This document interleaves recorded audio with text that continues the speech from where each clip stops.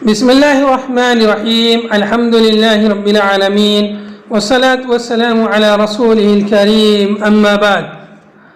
ناظرین و مشاہدین اکرام، السلام علیکم ورحمۃ اللہ وبرکاتہ۔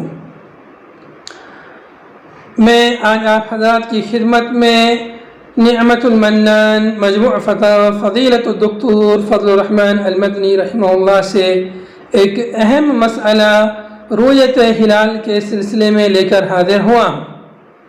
آپ رحمہ اللہ سے سوال کیا گیا کہ رؤیت ہلال کے سلسلے میں ٹیلی فون، ریڈیو اور ٹی وی وغیرہ کی خبر کا کیا حکم ہے، کیونکہ بعض مرتبہ ایسا ہوتا ہے کہ مقامی طور پر چاند نظر نہیں آتا، مگر دوسرے مقامات سے ریڈیو وغیرہ سے چاند کے نظر آنے کی خبر آتی ہے اور لوگ تذبذب میں رہتے ہیں اور سمجھ میں نہیں آتا کہ کیا کریں۔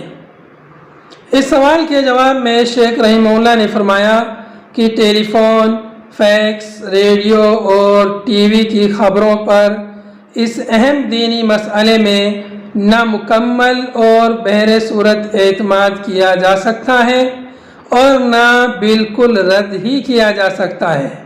متعدد ذرائع سے تحقیق و اطمینان کے بعد اگر مستند علماء کرام کو ان خبروں کی صحت پر اطمینان و اعتماد ہو تو اس پر عمل کیا جائے گا، ورنہ نہیں۔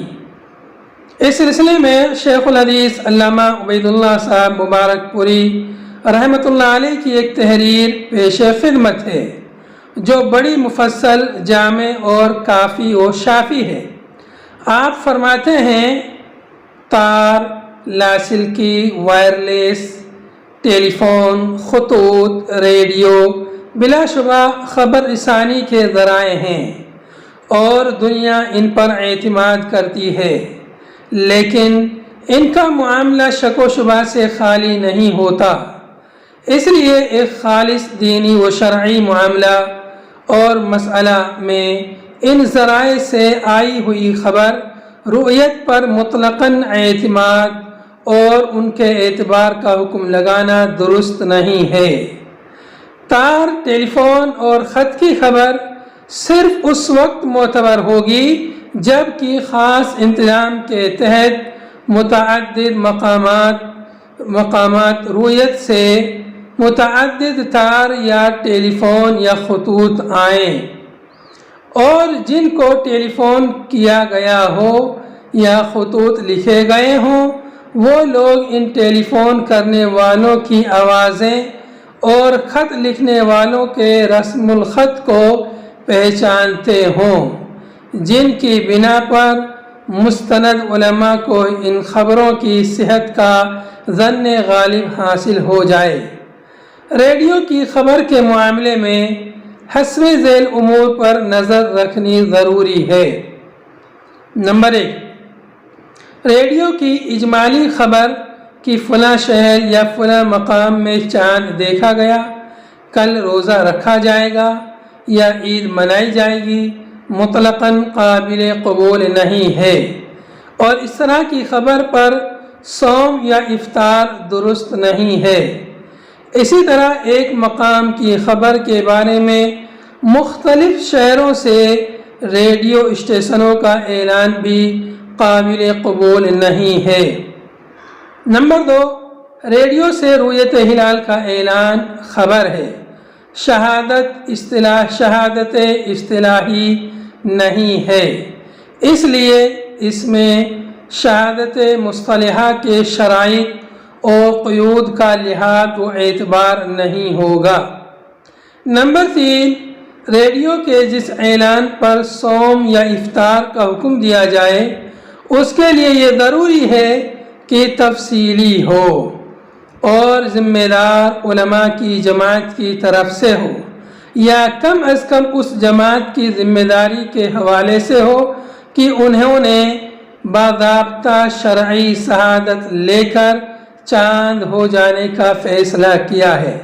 مثلا کوئی متدین مسلمان ریڈیو اسٹیشن سے یہ اعلان کرے کہ ہمارے شہر کی فلاں ذمہ دار رویت ہلال کمیٹی یا جماعت علماء یا قاضی شریعت یا امیر جماعت یا مفتی بتصریح نام قاضی یا امیر یا مفتی یا ارکان کمیٹی یا علماء نے شرعی ثبوت کے بعد یہ اعلان کرایا ہے۔ اس طرح کی صراحت و تفصیل کے بعد اعلان پر صوم اور افطار یعنی عید منانا درست ہوگا۔ ایسا اعلان اسی وقت ہو سکتا ہے جب کہ رویت ہلال کمیٹی یا جماعت علماء یا قاضی شریعت یا امیر شریعت یا مفتی کا ریڈیو کے محکمہ کے ذمہ داروں سے باقاعدہ رابطہ قائم ہو۔ ریڈیو پر اعلان کرنے والا اگر کوئی متدین مسلمان نہ ہو بلکہ ریڈیو کا غیر مسلم ملازم ہو اور وہ کسی ذمہ دار رویت ہلال کمیٹی یا جماعت علماء یا قاضی شریعت بتصریح نام کے فیصلے کا اعلان بتفصیل بالا کرے تو یہ خبر بھی قابل تسلیم و قبول ہوگی اور اس پر اعتماد کر کے صوم اور افطار کا حکم درست ہوگا۔ جس طرح توپ، نقارہ کی آواز اور ڈھنڈوچری کے اعلان پر فقہا نے صوم اور افطار جائز قرار دیا ہے، مگر واضح رہے کہ ریڈیو کی خبر سن کر ہر شخص کو بطور خود یہ فیصلہ کرنے کا اختیار نہیں ہوگا، کیونکہ وہ مشتہرہ خبر کی شرعی حیثیت کو نہیں سمجھ سکے گا۔ اس لیے سننے والوں کا فرض ہوگا کہ وہ اس معاملے میں بھی اپنے یہاں کے ذمہ دار علماء کی طرف رجوع کریں اور ان کے فیصلے پر عمل کریں۔ یہ مسئلہ اور معاملہ شرعاً انفرادی نہیں بلکہ اجتماعی ہے۔